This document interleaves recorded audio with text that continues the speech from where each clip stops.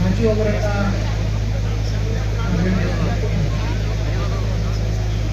ನಿಮ್ಮ ವಯಸ್ಸಿನಲ್ಲಿ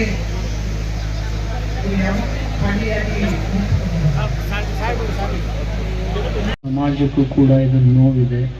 ಅವ್ರ ನೋವಿನಲ್ಲಿ ನಾವೆಲ್ಲ ಭಾಗಿ ಭಗವಂತ ಅವರ ಆತ್ಮಕ್ಕೆ ಶಾಂತಿಯನ್ನು ಕೊಡಲಿ ಅಂತೇಳಿ ಹಾರೈಸಿ, ನನಗೂ ಕೂಡ ಈ ಅವರ ಅಗಲುವಿಕೆಯ ಸಂದರ್ಭದಲ್ಲಿ ಪಾಲ್ಗೊಳ್ತಕ್ಕಂಥ ಅವಕಾಶ ಸಿಕ್ಕಿದ್ದು ನನ್ನ ಸುದೈವ. ಯಾಕೆಂದರೆ ಭಾಳ ಆಕಸ್ಮಿಕವಾಗಿ ನಾನು ಬಂದಿದ್ದೀನಿ. ಆ ಸಂದರ್ಭದಲ್ಲಿ ಇದೊಂದು ಸುದ್ದಿ ಕೇಳಿ ನಮಗೆಲ್ಲ ಸಿಡಿಲು ಬಡ್ದಂತಾಗಿದೆ. ಯಾಕೆಂದರೆ ಅನೇಕ ಬಾರಿ ಅವರು ನನ್ನ ಮತಕ್ಷೇತ್ರದಲ್ಲಿ ನಾಟಕಗಳನ್ನು ಮಾಡಿದ್ದಾರೆ, ಜನರನ್ನು ಮೆಚ್ಚಿಸ್ತಕ್ಕಂಥ ಪಾತ್ರಗಳನ್ನು ನಿರ್ವಹಿಸಿದ್ದಾರೆ, ನಗದೇ ಇರತಕ್ಕಂಥ ಮನುಷ್ಯನನ್ನು ನಗಿಸ್ತಕ್ಕಂಥ ಪ್ರಯತ್ನ ಮಾಡಿದ್ದಾರೆ. ಆದರೆ ಇವತ್ತು ಅವರು ನಮ್ಮನ್ನು ಅಗಲಿ ನಗನಗುತ್ತಾ ಹೋಗಿದ್ದಾರೆ. ಭಗವಂತ ಅವರ ಆತ್ಮಕ್ಕೆ ಶಾಂತಿ ಕೊಡಲಿ ಅಂತೇಳಿ ಹಾರೈಸಿ ನನ್ನ 4 ಮಾತುಗಳನ್ನು ಮುಗಿಸ್ತಾರೆ.